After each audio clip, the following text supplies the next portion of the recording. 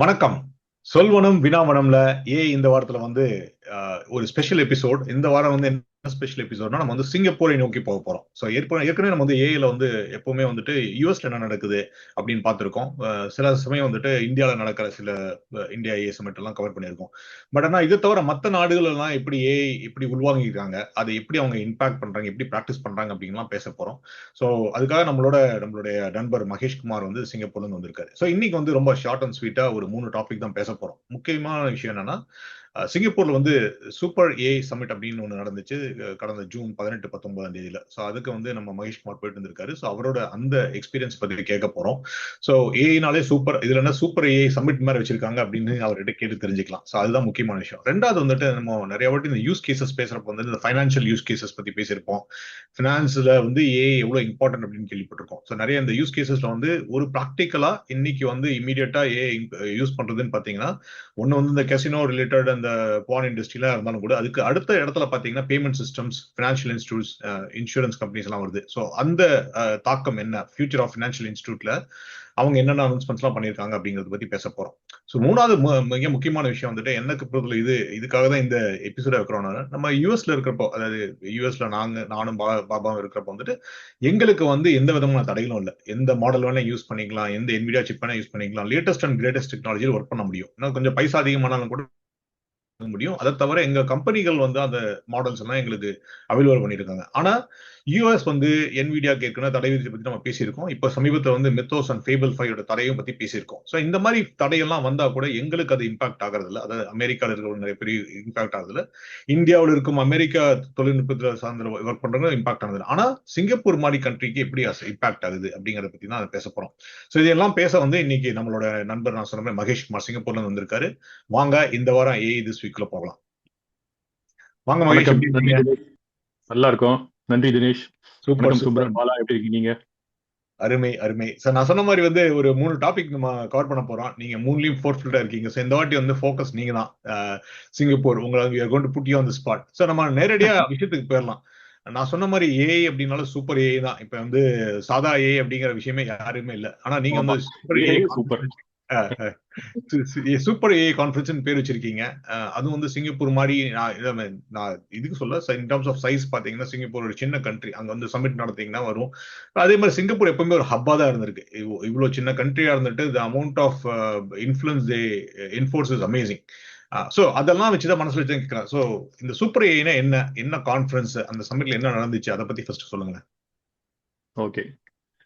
இங்க சிங்கப்பூர்ல வந்து எப்பவுமே இந்த சிங்கப்பூருடைய ஒரு ஃபோக்கஸே வந்து அவங்களுடைய ஒரு ரெவென்யூ ஜென்ரேஷனே வந்து கான்ஃபரன்சஸ் அண்ட் மீட்டிங்ஸ் நடக்குது. ஸோ அதுக்காகவே இங்க நிறைய எக்ஸ்போ ஹால்ஸ் அண்ட் நிறைய மீட்டிங் கான்ஃபரன்சஸ் ஹால்ஸ் நிறைய இருக்கு. அண்ட் எவ்ரி இயர் இது நாள் வரைக்கும் ஒரு லாஸ்ட் 10 வருஷமா ஒரு ஃபின்டெக் ஃபெஸ்டிவல் எப்பவுமே நடந்துட்டு இருக்கும். ஃபின்டெக் ஃபெஸ்டிவல்ல உலகத்திற்கு எல்லா ஃபின்டெக் பேங்க்ஸ் அண்ட் அதர்ஸ் வருவாங்க. இங்க இருக்கிற சிங்கப்பூருடைய மானிட்டரி தட்டுற சிங்கப்பூர் வந்து நம்மளுடைய இந்தியாவுடைய RBI மாதிரியோ இல்லை யூஎஸோட ஃபெட் மாதிரி வச்சுக்கலாம். அவங்க வந்து அதை ரெகுலேட் பண்ணி நல்லா நடத்துவாங்க அந்த ஃபின்டெக் ஃபெஸ்டிவலை. இதை தவிர இப்போ 2-3 வருஷமா அந்த ஏஐ வந்ததுல இருந்து நிறைய குளோபல் பார்ட்டிசிபென்ட்ஸை கூட்டு வந்து ஏஐ சமிட் நடத்துறாங்க. இந்த சமிட்லலாம் இன்னைக்கு கட்டிங் எட்ஜா என்னெல்லாம் நடந்துட்டு இருக்கு ஏஐ இண்டஸ்ட்ரியில. லாஸ்ட் இயர் வந்து மோர் ஆன் இந்த கம்ப்யூட்டர்ல நம்ம சாஃப்ட்வேர் சைடு நடக்கிறதா மோஸ்ட்லி இந்த ஏஐ வந்து அங்கதான் நிறைய ஆயிட்டு இருந்தது. ஏன்னா நம்ம ஜென்ரேட்டிவ் இருந்து வந்தோம், அதுக்கப்புறம் இதுக்கு ஆட்டோமேஷன் அட்டானமஸ் ஏஜென்ட்டுக்கு போனோம். இந்த வருஷம் ஃபோக்கஸ் வந்து இந்த ஏஐல இப்போ பிசிக்கல் ஏஐக்கு போயிட்டாங்க, மேனுஃபேக்சரிங். ஏன்னா இந்த இண்டஸ்ட்ரி வந்து க்ரோத் பார்த்தீங்கன்னா ரொம்ப ஸ்டீப்பாக போயிட்டு இருக்கு. இப்போ யாரும் வெயிட் பண்ணுறதுலாம் டைம் இல்லை அவங்களுக்கு. இங்கே நடக்கு அங்கே நடக்கு, எல்லா பக்கமும் பேரலா நடந்துட்டு இருக்கு. ஸோ இந்த சூப்பர் ஏஐ சமிட்ல வந்து எல்லாத்தையும் ஒன்னா கொண்டு வந்தாங்க. போத் சைடு சாஃப்ட்வேர் சைடுல நடக்குது, அதே சமயம் மேனுஃபேக்சரிங் சைடுல நடக்குது, அப்புறம் ஹெல்த் கேர் சைடுல நடக்குது. இந்த மாதிரி பிசிக்கல் ஏஐயும் இந்த தடவை வந்து ஃபோக்கஸ் பண்ணி கொண்டு வந்தாங்க அந்த சூப்பர் ஏஐ சமிட். அது பேர் தான் super AI summit, just title super AI தான். மற்றபடி ஏஐ நார்மல் ஏஐ எல்லா கம்பெனியும் வந்திருந்தாங்க. நிறைய டிஸ்கஷன்ஸ் நடந்தது, நிறைய பேனல் டிஸ்கஷன்ஸ். ஒரு ஏரியால ஒரு பெரிய ஸ்டேஜ்ல லாங் டிஸ்கஷன்ஸ் நடந்துட்டு இருந்தது, 90 மினிட்ஸ் 40 மினிட்ஸ் மாதிரி. இன்னொரு பக்கம் ஷார்ட் பைட் சைஸ் சின்ன சின்ன டிஸ்கஷன் நடந்துட்டு இருந்தது. அது வந்து சின்ன இண்டஸ்ட்ரீஸ்ல இருந்து வந்து அவங்க சைட்ல இருக்கிற ப்ராப்ளம்ஸை ஃபேஸ் பண்றது, அது மற்றவங்களோட பேசுற மாதிரி இருந்தது, ரொம்ப இன்ட்ராக்டிவா இருந்தது. இன்னொரு பக்கம் சில இண்டஸ்ட்ரீஸ் அவங்க யூஸ் கேஸை கொண்டு அவங்க சொல்லிட்டு இருந்தாங்க, இதெல்லாம் நாங்கள் இம்ப்ளிமெண்ட் பண்ணியிருக்கோம், இதில் இவ்வளவு ப்ராப்ளம் வந்தது, இதெல்லாம் ஃபேஸ் பண்ணோம், அது இப்படி சரி பண்ணணும்னு சொல்லிட்டு அந்த மாதிரி ஒரு சைட்லைன் டாக்ஸ் ஒரு 30 மினிட்ஸ் அந்த மாதிரி நடந்துட்டு இருந்தது.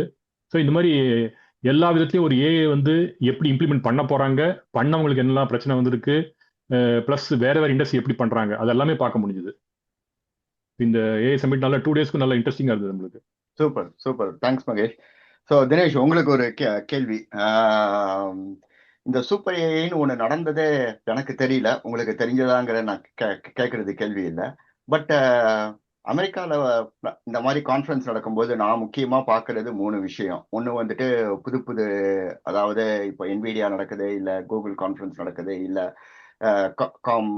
இந்த மாதிரி இண்டஸ்ட்ரி கான்ஃபரன்ஸ் நடந்தா அவங்களோட பராக்கிரமத்தை வந்து சொல்றது. 2வது மக்கள் எல்லாம் இன்ட்ராக்ட் பண்றது, சேல்ஸை இன்க்ரீஸ் பண்றது, அந்த மாதிரி நெட்வொர்க்கிங் ஆஸ்பெக்ட். அதுக்கப்புறம் 3வது அங்க கிடைக்கிற விஷயங்கள், ஸ்லாக்னு நம்ம சொல்ற அதான் முக்கியமான விஷயம். ஸோ இந்த மாதிரி இருக்கும்போது நீங்க இந்த கான்ஃபரன்ஸை எப்படி பாக்குறீங்க? இந்த சூப்பர் ஏஐ கான்ஃபரன்ஸை பத்தி இவ்வளவு நேரம் நம்ம பேசிட்டோம், நீங்க இந்த கான்ஃபரன்ஸை பத்தி என்ன நினைக்கிறீங்க? கண்டிப்பா நீங்க சொன்னது வந்து அருமையான விஷயம். ஸோ யூஸ்வலா என்ன பண்ணுவோம், நம்ம யூஎஸ்ல இருக்கிற ஏஐ கான்ஃபரன்ஸ் இவெண்ட்ஸ் எல்லாம் கவர் பண்ணிட்டு இருப்போம். ஏன்னா யூஎஸ்ல வந்து பிரிட்டி மச் எந்த டாப் டெக்னாலஜி கம்பெனிஸ் எந்த ஈவெண்ட் நடத்தினாலும் அந்த ஏஐ வந்து முக்கியமான பங்கு வகிச்சிருது. ஸோ நம்ம தெரிஞ்ச மாதிரி நம்ம கூகுள் கவர் பண்றோம், மைக்ரோசாஃப்ட் கவர் பண்றோம், NVIDIAவோட கவர் பண்றோம். அது தவிர அமேசானோட AWS இவெண்ட்ஸ் எல்லாம் எது நடந்தாலும் நம்ம ஓரளவுக்கு கவர் பண்ணிட்டு இருக்கோம். ஸோ ஏன்னா அவங்க வந்து ஃபோர் ஃப்ரண்டா இருக்கிறதுனால. ஸோ அதை தவிர நம்ம பார்த்தோம்னா சைனால இருக்கிற ஏஐ வந்து நம்மளோட இமீடியட் காம்படிட்டர் அப்படின்னா அதை ரொம்ப கவர் பண்ணிட்டு இருக்கோம். இது வந்து எனக்கு வந்து டு பி ஹானஸ்ட், இது நடந்து முடிகிற வரைக்கும் இது ஒரு ப்ரோக்ராம் நடக்க போகுது அப்படின்னு எனக்கு தெரியாது. நடந்து முடிஞ்ச பிறகுதான் அது நடந்துச்சு அப்படின்னு தெரிஞ்சிச்சு. பட் ஆனா அது சிங்கப்பூர்ல நடக்குது அப்படிங்கிறது வந்துட்டு அது சூப்பர் ஏஐ அப்படிங்கிறப்போ அது கொஞ்சம் இன்னும் இம்பார்ட்டன்ஸ் வருது இல்லையா? நம்ம யூஸ்வலா ஏஐ கான்ஃபரன்ஸ் அப்படின்னு வைப்பாங்க, இல்ல நம்ம AWS மாதிரி வச்சீங்கன்னா AWS பார்ப்போம். ஸோ அதுதான் இருந்துச்சு. ஸோ எனக்கு முக்கியமா நீங்க சொன்ன மாதிரி தான், இந்த மாதிரி கான்ஃபரன்ஸ் நடந்துச்சுன்னு என்ன பார்ப்போம்னா இனோவேஷன்ஸ் என்ன வரும்னு பார்ப்போம். ஸோ அது மாதிரி நான் ஏற்கனவே நம்ம சொல்லியிருக்கோம் வந்து யூஎஸ் வந்து ஒரு இனோவேட்டிவ் கண்ட்ரி. நீங்க அந்த ஒவ்வொரு வாட்டி இந்த கீனோட் ஸ்பீச்சஸ் எல்லாம் பாத்தீங்கன்னா ஜென்சன் வந்து மேடையில் ஏறினார்னா ஒரு 10 ப்ராடக்டாச்சும் அனௌன்ஸ் பண்ணுவாரு, ஒரு 10 விஷயத்தை இன்ட்ரோடியூஸ் பண்ணுவாரு. பிச்சை மேடை ஏறினார்னா போதும், அவரு பட்டை கிளப்பிடுவாரு, ஒரு 10 மாடல்ஸ் அனௌன்ஸ் பண்ணுவாரு, ஒரு 10 விஷயம். இந்த மாதிரி இனோவேஷன் இருக்கிறப்ப நம்மளுக்கு என்னன்னா, இதெல்லாம் நம்ம முதல்ல தெரிஞ்சுக்கணும்னு ஒரு பதட்டம் இருக்கும் ஃபர்ஸ்ட். இன்னொன்னு நம்ம இன்ட்ரெஸ்டும் இருக்கும், ரெண்டுமே. ஸோ ஜாப் செக்யூரிட்டி இருக்கும், நம்மளுக்கு இன்ட்ரெஸ்ட் இருக்கும். ரெண்டுக்கும் அதை தான் நம்ம பார்க்க ஆரம்பிப்போம். ஸோ அது மாதிரி அதே மாதிரி சைனால இருந்து ஏதாச்சும் வந்துச்சுன்னா, ஐயோ இந்த நம்ம ஓப்பன் சோர்ஸ்ல என்ன பண்ணியிருக்கேன், என்ன அடுத்தது என்ன பண்ண போறோம், என்ன வல்னரபிலிட்டியான கொஞ்சம் ஒரு பதட்டமா அந்த பதட்டத்தில் அது பார்த்துட்டு இருப்போம். பட் சிங்கப்பூரோட விஷயம் நம்ம பார்க்கல, அது நடந்த பிறகுதான் நம்மளுக்கு தெரிஞ்சிருக்கு இது நடத்திருக்காங்கன்னு சொல்லிட்டு. இந்தியா ஏஐ சமிட் ஏஐ பார்த்தோம்னா அதுலயும் வந்து அருமையா கவர் பண்ணியிருந்தாங்க, நிறைய இருந்துச்சுன்னு சொல்லிட்டு. சில பல கோச்சாஸ் இருந்தாலும் அருமையா கவர் பண்ணியிருந்தாங்க. அது இல்லாம அவங்க வந்து லட்சக்கணக்கான கூட்டம்லாம் பார்த்து. இதுல இன்னொரு எனக்கு பிடிச்ச விஷயம் வந்துட்டு கிட்டத்தட்ட 10,000 பேர் கலந்துக்கிட்டாங்க அப்படிங்கிறது, அதுக்கப்புறம் 100 கம்பெனிஸ் கலந்துருக்காங்க அப்படிங்கிறது. ஸோ சிங்கப்பூர் மாதிரி ஒரு சின்ன நாட்டில் வந்து அவ்வளவு பேர் கலந்துக்கிறது பெரிய விஷயம். இது எல்லாத்தையும் தாண்டி இது நடந்து முடிஞ்சதுக்கு அப்புறம் எனக்கு பிடிச்சது வந்து பிசிக்கல் ஏஐ அப்படின்னு நம்ம மகேஷ் இப்போ அறிமுகப்படுத்தினார் இல்லைங்களா? அதான் இப்போ நீங்க நம்ம யூஎஸ்லயே பாத்தீங்கன்னா நிறைய கண்ட்ரிஸ் பிசிக்கல் ஏஐ பத்தி பேசிட்டு இருக்காங்க. அந்த ரோபோட்டிக்ஸ் அதை பத்தி பேசுறவங்களே இல்லை, எல்லா கீனோட்ஸ்லயும் வந்து ரோபோட்டிக்ஸ் பத்தி பேசுறாங்க. அப்புறம் எம்பெடட் இன்டெலிஜென்ட் எம்பாடிட் ஏஐ அப்படின்னு சொல்றாங்க.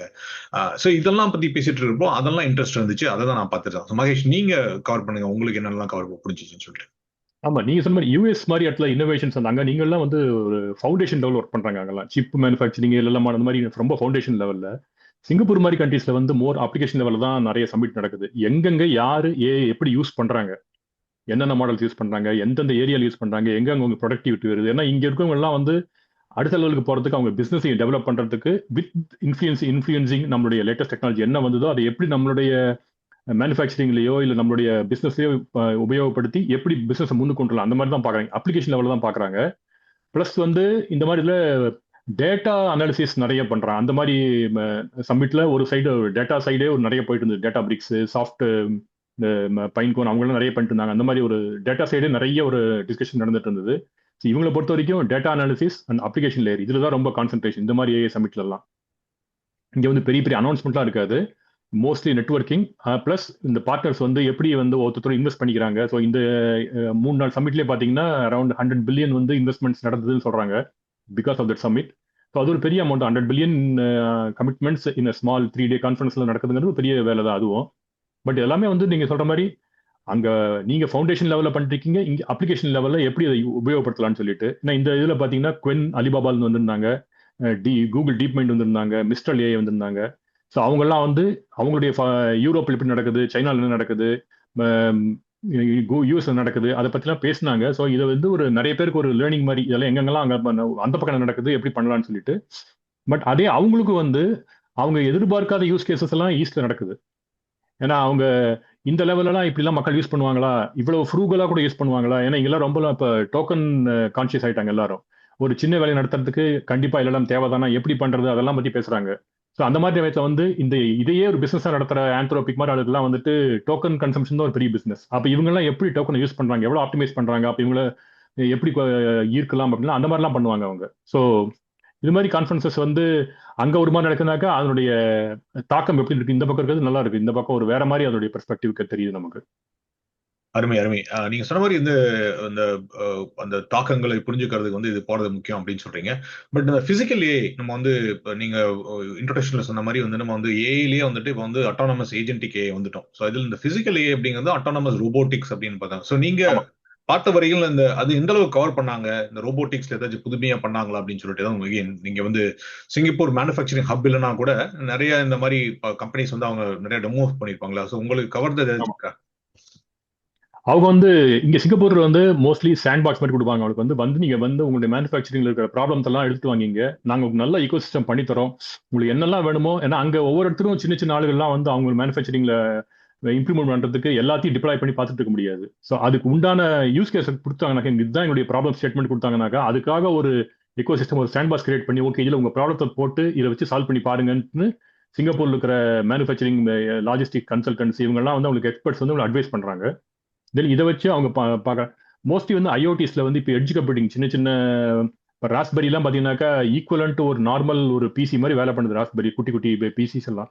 ஸோ இப்போ எட்ஜ் கம்ப்யூட்டிங் பண்ணதுனால நிறைய எட்ஜ் லெவல்லேயே அவங்களாம் டேட்டாலாம் டேட்டாவெல்லாம் மேனிபுலேட் பண்ணி சென்சார்ஸ் எல்லாம் ரொம்ப க்ளோஸாக மெஷின்குள்ளெல்லாம் வச்சு, so to the minute level process எல்லாம் கண்ட்ரோல் பண்ண முடியுது அவங்களால, ஒரு பெரிய ப்ராசஸ்லாம் இல்லை. ஸோ இதெல்லாம் வந்து இங்கே சிங்கப்பூர் மாதிரி இடத்துல ஒரு டெஸ்ட் பெட் வச்சு அவங்க யூஸ் கேஸை கொண்டு வந்து பண்ணி பார்த்து தென் தே கேன் இம்ப்ளிமெண்ட், அதுலேருந்து ஒரு சொல்யூஷன் எடுத்துட்டு போயிட்டு அங்கே போய் இம்ப்ளிமெண்ட் பார்க்கலாம். அது இட் குட் பி வியட்நாம், இல்லை தாய்லாந்தா இருக்கலாம், எங்கே வேணா இருக்கலாம், சைனாவா இருக்கலாம். ஸோ அதே மாதிரி அங்கே டெவலப் பண்ணுற ரொபாட்டிக்ஸ் டெக்னாலஜிஸ்ல அவங்க பண்ணுற இம்ப்ரூவ்மெண்ட்ஸ்ல இங்கே கொண்டு இதெல்லாம் பண்ணலாம், இந்த வேலையெல்லாம் பண்ணலாம். இப்போ டைம் ஸ்பேஸ் அந்த சென்சரி அதுதான் மெயினாக இருக்கு. இப்போ நிறைய பேர் வந்து அமேசான் மாதிரி இப்போ ஒரு பெரிய வேர் ஹவுஸ் இருக்குனாக்கா எப்படி எஃபிஷியண்டாக திங்ஸ் எடுக்கிறது, திங்ஸை மூவ் பண்ணுறது, சின்ன சின்ன பொருள்லாம் எப்படி ஹேண்டில் பண்றது, ஃப்ரெஜைல் திங்ஸ் எல்லாம் எப்படி ஹேண்டில் பண்றது, எப்படி உடைக்காம கொண்டு போறது, இதெல்லாம் கூட பண்றாங்க இப்போ. ஏன்னா முன்னாடி வந்து ஒரு பெரிய பெரிய பாக்ஸஸ் மூவ் பண்றதுக்கு மட்டும் பெரிய ஃபோர்க் லிஃப்ட் வரும் எடுத்துட்டு போக அந்த மாதிரி இருந்தது. இப்போ வந்து ரொம்ப மைன்யூட்டா ஃப்ரெஜைல் சாஃப்ட் ப்ராடக்ட்ஸை கூட ஹேண்டில் பண்ண தெரியுது, அதுக்கு எக் மாதிரி இதெல்லாம் ஹேண்டில் பண்ண தெரியுது. ஸோ இதெல்லாம் எப்படி பண்றது அப்படின்லாம் இதெல்லாம் வந்து பண்ணி பார்க்குறாங்க, அதெல்லாம் காமிச்சாங்க. ஸோ அதெல்லாம் வந்து சில மேனுஃபேக்சரிங் இண்டஸ்ட்ரீஸ்க்கு it will be very useful. Perfect சூப்பரா எக்ஸ்பிளைன் பண்ணிக்கலாம். Thanks for explaining. ஸோ அங்கிருந்து நம்ம அப்படியே லைட்டா ஷிஃப்ட் கேஸ், நீங்க யூஸ் கேஸ் பத்தி பேசணும்னா நீங்க ஃபினான்ஷியல் ஃபியூச்சர் ஆஃப் ஃபினான்ஷியல் இன்ஸ்டியூட்னு சொல்லிட்டு மானிட்டரி அத்தாரிட்டி ஆஃப் சிங்கப்பூர் அவங்க வந்து இந்த இன்ஸ்டியூட் செட் பண்ணியிருக்காங்க அப்படின்னு பேசிட்டு இருந்தாங்க. ஸோ இது ஃபினான்ஸ்ல வந்துட்டு நீங்க சொன்ன மாதிரி தான் யூஸ் கேசஸ்ல வந்துட்டு நம்ம எப்பவுமே இன்னைக்கு வரைக்கும் பாத்தீங்கன்னா ஏஐ மேல இருக்கிற ஒரு பெரிய விமர்சனம் என்னன்னா, பைலட்டா பண்ணி தள்ளிட்டு இருக்காங்க, எல்லாம் பொம்மை ப்ராடக்டா பண்ணிருக்காங்க. என்னைக்கு நீங்க ப்ராடக்டைசேஷன் பண்ண போறீங்க, என்னைக்கு when are you going to come into the enterprise level அப்படின்னு சொல்லிட்டு. ஸோ இன்னைக்கு நிலைமையில பாத்தீங்கன்னா இப்போ ஆந்த்ரோபிக் அவங்க ரெவென்யூ பாத்தீங்கன்னா 47 பில்லியன்ல பாத்தீங்கன்னா அவங்க பண்றது முக்காவாசி என்டர்பிரைஸ் டைப் ஒர்க் தான். பட் ஆனா அதுலயும் சில பேர் கேள்வி கேட்க ஆரம்பிச்சிருக்காங்க. பட் எதுக்கு நான் இந்த பீடிகை போறேன்னா, இந்த ஃபியூச்சர் ஆஃப் ஃபைனான்சியல் இன்ஸ்டிடியூஷன்ல வந்துட்டு அவங்க என்ன சொல்றாங்கன்னா, ப்ராக்டிகல் யூஸ் கேசஸ், இந்த டோக்கனைசேஷன்ல இருந்து நீங்க எப்பவுமே இந்த பைலட் ப்ராஜெக்ட்ஸ் பில்ட் பண்ணதுல உண்மையான ப்ராடக்ட்டுக்கு மூவ் பண்ணிட்டு வாங்க அப்படிங்கிறதுக்காகவே கிரியேட் பண்ணியிருக்காங்க. ஸோ அது ஒன்று. ரெண்டாவது விஷயம் வந்து சிங்கப்பூர் என்னைக்குமே வந்துட்டு இந்த மாதிரி ஸ்டாண்டர்டைசேஷன்ல என்னைக்குமே முன்னோடிகள், அதுவும் ஃபினான்ஷியல் ஸ்டாண்டர்டைசேஷன்ல. ஸோ நீங்க அதுல பார்ட்டா இருந்திருக்கீங்க. ஸோ அந்த ஸ்டாண்டர்டைசேஷன் பத்தியும் இந்த ஃபியூச்சர் ஆஃப் ஃபைனான்ஷியல் இன்ஸ்டிடியூஷன் ஏஐல என்னென்ன விதமான முன்னேற்றங்களை அவங்க சொல்லியிருக்காங்கன்னு சொல்லுங்களேன் கொஞ்சம். ஓகே, இது வந்து வருஷம் சிங்கப்பூர் ஃபின்டெக் ஃபெஸ்டிவல் நடக்கும். ஸோ போன வருஷம் ஃபின்டெக் ஃபெஸ்ட் நடந்தபோது எம்ஏஎஸ் வந்து அனௌன்ஸ் பண்ணாங்க, நம்ம வந்து இப்போ டெக்னாலஜி ரொம்ப முன்னேறிட்டு இருக்கு, நம்ம ஓரளவுக்கு டோக்கனைசேஷன்ல வந்து ஓரளவுக்கு மெச்சூரிட்டி அடைஞ்சிட்டோம். நவ் ஃபியூச்சர் ஆஃப் ஃபினான்ஸ் எப்படி இருக்க போகுது, ஆஸ் ஒரு financial hub of the east நம்ம வந்து நம்ம தான் ஷேப் பண்ணணும், இதை நம்ம தான் கொண்டு போக முடியும் இதை பத்தி. ஸோ நம்ம வந்து ஒரு எப்படி ஃபியூச்சர்ல ஃபினான்ஸ் இருக்க போகுதுங்க, டெக்னாலஜியோட இணைஞ்சு இருக்க போய் இப்போ இந்த ஃபின்டெக் வார்த்தை வந்த அப்புறமே அந்த ஃபினான்ஸும் டெக்னாலஜி இப்போ பிரிக்க முடியாது, அந்த மாதிரி ரொம்ப என்டர்டெயின்மெண்ட் ஆயிடுச்சு ரெண்டுமே. ஸோ இந்த எப்படி நம்ம ஷேப் அப் பண்ணாக்கா இப்போ இருந்தே ஆரம்பிச்சா தான் இதை வந்து ஷேப் அப் பண்ண முடியும். ஆல்ரெடி துண்டு துண்டா அங்கங்க நடந்துட்டு இருக்கு, எல்லாமே எஃபெக்டிவா தான் இருக்கு எல்லாமே. But only thing is standardisation இல்லாதனால எல்லாம் அங்கங்க ஒரு ஒரு பேரலா நடந்துட்டு இருக்கு. பட் அது ஸ்கேல் பண்ண முடியல அவங்களால. எல்லாமே நீங்க சொன்ன மாதிரி ப்ரோட்டோடைப் அல்லது ஒரு பைலட் ஃபேஸ்ல அல்லது ஒரு சின்ன குரூப் ஆஃப் ஒரு எக்கோசிஸ்டம் நடந்துட்டு இருக்கு. பட் அது ஸ்கேல் பண்ண முடியல அவங்களால. Because of incompatibilities between these two ecosystems.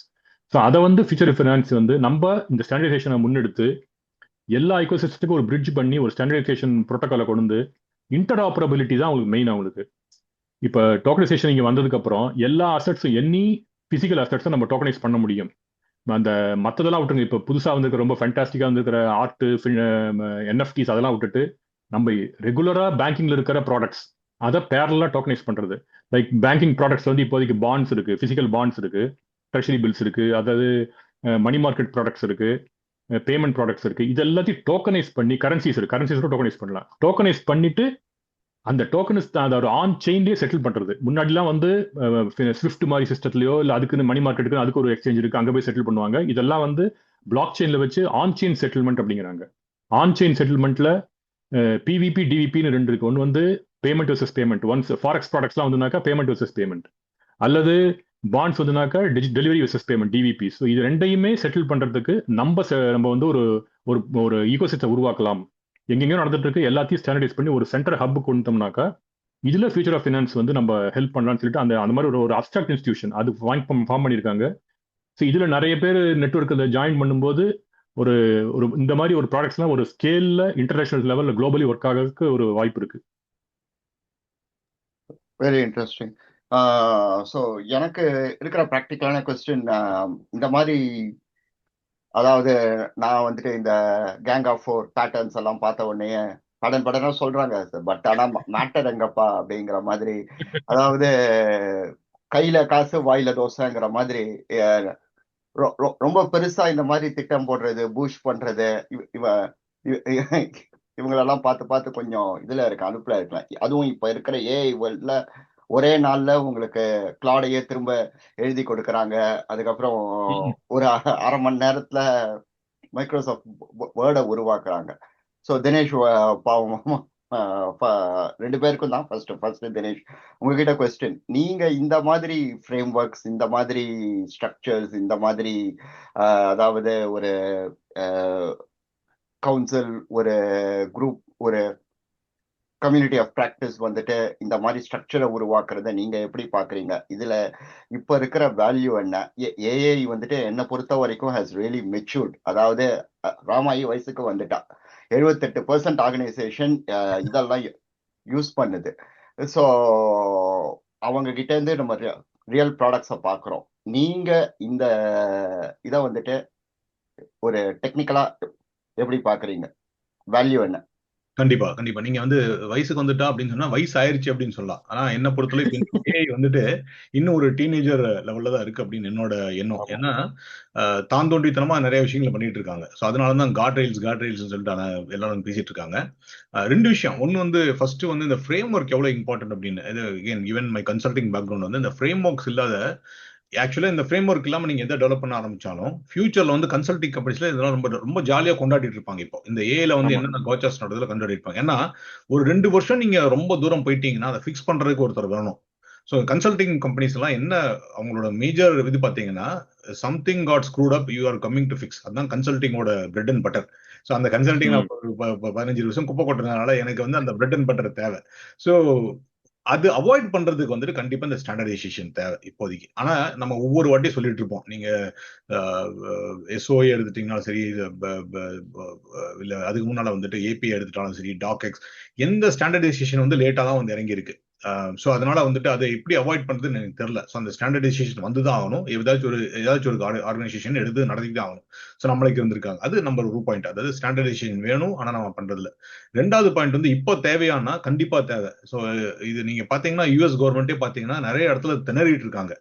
எந்த அளவுக்கு வந்து நம்ம ஸ்டாண்டர்டைஸ் பண்ணுவோம். ஸ்டாண்டர்டைஸ் அப்படின்னு நீங்க பண்ணாலே எப்பவுமே அதுல ஒரு ரெகுலேஷன் வந்துடும், ஒரு டிராஃபிக் காப்னஸ் வந்துடும். அதாவது எப்படி ரெகுலேட் பண்றது, அது கரெக்டா இருக்காங்களா அப்படின்னு. ஆனா நீங்க ரெகுலேட் பண்ண ஆரம்பிச்சீங்கன்னா அந்த ஆண்டர்பிரினர்ஷிப் செத்துரும். ஸோ அது அமெரிக்கா மாதிரி ஒரு கேபிட்டலிஸ்ட் கண்ட்ரில, அமெரிக்கா மாதிரி ஒரு ஆண்டர்பிரினரிஸ்ட் எனர்ஜி இருக்கிற ஒரு கம்பெனில வந்து நீங்க தொடக்கத்திலேயே இந்த ரெஸ்ட்ரிக்ஷன்ஸ் எல்லாம் போட ஆரம்பிச்சீங்கன்னா அந்த டெக்னாலஜி வளராமையே போயிடும். ஸோ நம்ம இந்த ஏஐ கோல்டு வார்ஸ் பத்தி பேசியிருக்கோம். இதுக்கு முன்னால இந்த ஏஐ கோல்டு வார்ஸ்ல வந்துட்டு நிறைய ரீசன்ஸ் இருந்தாலும் ஃபெயிலியர் ஆனதுக்கு.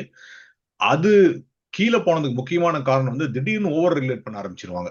அதை பண்ணு இதை பண்ணுன்னு சொல்லிட்டு அந்த கண்ட்ரோல்ஸ் அப்புறம் என்ன ஆகும்னா நம்ம அந்த ப்ராடக்டை டெவலப் பண்றதுக்கு கொடுக்குற எனர்ஜியை விட அதை எப்படி கார்ட்ரெயில் போடணும் அப்படின்னு எனர்ஜி போடுறது அதிகமா போயிடும். ஸோ இதுக்கு ஒரு கிளாசிக் எக்ஸாம்பிள் சொல்லுவாங்க, two many cars in the garage, nothing on the road அப்படின்னு சொல்லுவாங்க அடிக்கடி.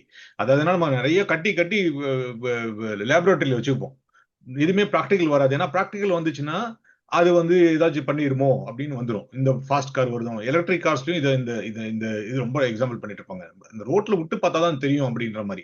ஸோ இந்த ரெண்டு ஆஸ்பெக்ட்ஸ் நான் பாக்குறேன். ஸோ கண்டிப்பா இந்த கார்ட்ரைல்ஸ் தேவை, பட் அந்த கார்ட்ரைல்ஸ் should not be too limiting அப்படின்னு என்னோட எண்ணம். மகேஷ், நீங்க சொல்லுங்க உங்களோட கருத்துக்களை. இல்ல இப்ப பாலா வந்து எப்படி எனக்கு இந்த மாதிரி இன்ஸ்டியூட்லாம் ஸ்டாண்டர்ட் பண்ணாலும் எனக்கு என்ன பெனிஃபிட், எப்படி விசிபிளா பாக்கணும் ஒரு கேள்வி கேட்டாரு. இப்போ 2 எக்ஸாம்பிள் சொல்லலாம். ஒன்னு வந்து இப்ப வெரி ரீசென்ட்லி இங்க சிங்கப்பூர்ல வந்து ஒரு பேனோன்னு ஒரு சிஸ்டம் இருக்கு. பேனோ வந்து சிங்கப்பூருக்குள்ள ஒரு கியூஆர் கோட ஸ்கேன் பண்ணா யாருக்கு வேணா பே பண்ணிக்கலாம். ஆனா ஒன்லி சிங்கப்பூருக்குள்ள ஒர்க் ஆகும். ஆனா இப்ப இந்த பேனோ சிஸ்டத்தை வந்து பிளாக் செயின்ல கொண்டு போய் வச்சுட்டவங்க இந்த எஃப்எஃப்ஐ மாதிரி இவங்க வந்து இதுக்கு ஒரு ஃப்ரேம் ஒர்க் பண்ணி கொடுத்து இப்படிதான் நம்ம ஸ்டாண்டர்டைஸ் பண்ணணும். இப்ப தாய்லாந்துல அது மாதிரி ஒரு பேமெண்ட் சிஸ்டம் இருக்கு, கம்போடியால ஒரு சிஸ்டம் இருக்கு, இந்தோனேஷியால ஒரு சிஸ்டம் இருக்கு.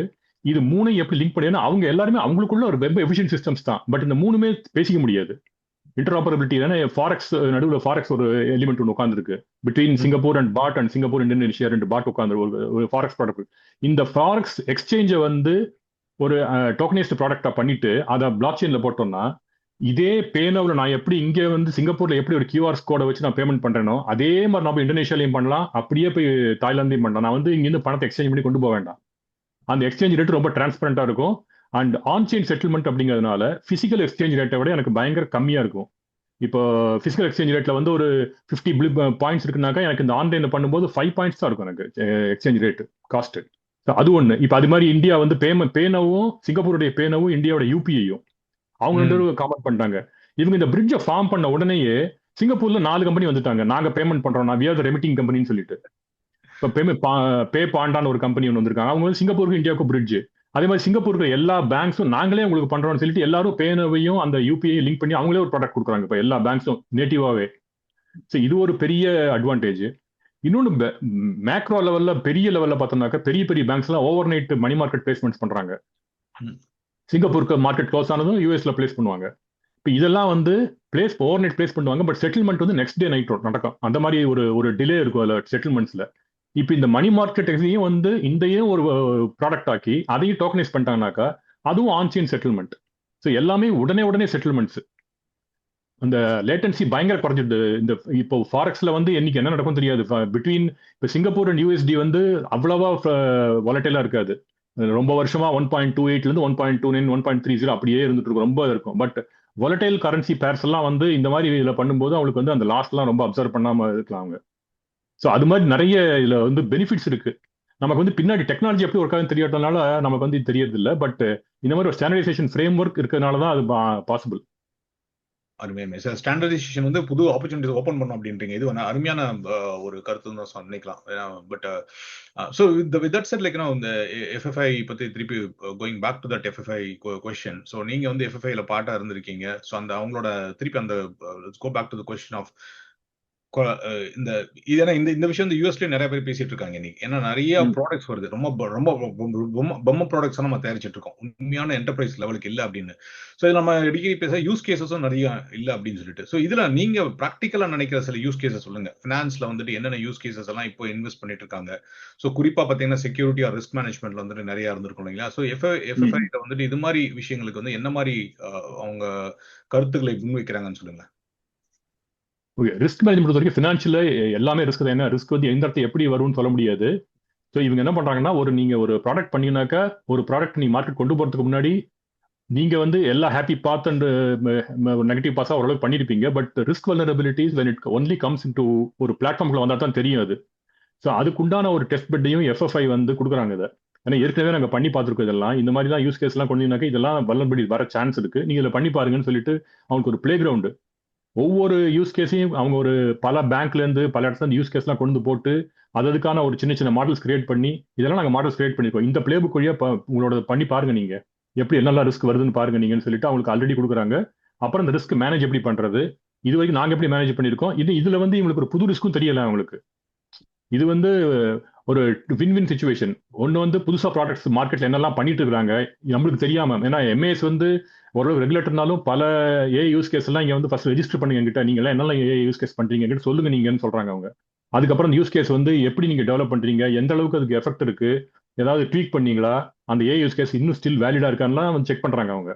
ஸோ இந்த ஒரு யூஸ் கேஸ் ரெஜிஸ்ட்ரி ஒன்று வச்சுருக்காங்க. இப்போ நான் வந்து ஒரு பேங்க்ல ஒரு புதுசாக ஒரு யூஸ் கேஸ் பண்ணோம்னா அங்கே போய் ரெஜிஸ்டர் பண்ணோம்னாக்கா தே வில் ஆல்சோ ட்ராக்கர்ஸ் நாங்கள் எப்படி பண்ணிட்டு இருக்கோம்னு சொல்லிட்டு. ஸோ அப்புறம் இன்னொரு பேங்க்குக்கு வந்து அவங்களோட லேர்னிங்ஸையும் அதே மாதிரி யூஸ் கேஸ் இருந்ததுனாக்கா உடனே பாருங்க இந்த எக்ஸ் பேங்க்லையும் இதே மாதிரி பண்ணிட்டு இருக்காங்க, நீங்க வேணா பாருங்களேன் அதையும் சொல்லிட்டு. ஸோ இது வந்து ஒரு ரெண்டு பேருடைய கூட்டு லேர்னிங் மாதிரி ஆயிடுது. இதோ வந்து ரெண்டு பேங்க் உண்டான ஒரு காம்படிட்டிவ் திங்கை வந்து ஐசோலேட் பண்ணா கூட ஒரு ஃபங்க்ஷனல் லெவல்ல என்னெல்லாம் ரிஸ்க் வருங்கிறத வந்து ஓரளவுக்கு பண்ணி இந்த ரிஸ்க் மேனேஜ்மெண்ட்டுக்கு அவங்க வந்து ஹெல்ப் பண்றாங்க அவங்க. ஸோ இதெல்லாம் தான் அந்த எஃப்எஃப்ஐ உடைய இது. ஒவ்வொரு யூஸ் கேஸையும் நீங்களே பண்ணி நீங்களே மார்க்கெட் போய் நீங்களே தப்பு கண்டுபிடிச்சு வரதுக்கு பதிலா எங்கிட்ட முன்னாடியே வாங்க, எங்கிட்ட யூஸ் கேசஸ் இருக்கு, பண்ணி பாருங்க, எல்லா ரிஸ்க்கும் முன்னாடி தெரியும் உங்களுக்கு. Super super. எனக்கு இந்த ஐடியா ரொம்ப பிடிச்சிருக்கு. நீங்க வந்து சொன்ன டெஸ்ட் பெட் அப்படிங்கிற விஷயம் வந்துட்டு நிறைய லார்ஜ் கம்பெனிஸ்க்கு வந்து அவங்களோட டேட்டா சென்டருக்கு அவங்களோட டெஸ்ட் பெட் இருக்கும். இந்த small and medium size pad companies வந்து பாத்தீங்கன்னா அவங்களுக்கு வந்து டெஸ்ட் பெட் இருக்காது. அந்த மாதிரி இதுல கவர்மெண்டே வந்து அந்த டெஸ்ட் பெட் கொடுக்கறது அப்படிங்கிறது பெரிய விஷயம். இதே நம்ம இந்தியா ஏஐ சமிட் ஏலையும் பார்த்தோம். நம்ம என்ன சொன்னாங்கன்னா அந்த சின்ன கம்பெனிஸ்க்கு வந்துட்டு we will provide them GPU power அப்படின்ற மாதிரி சொல்லியிருந்தாங்க.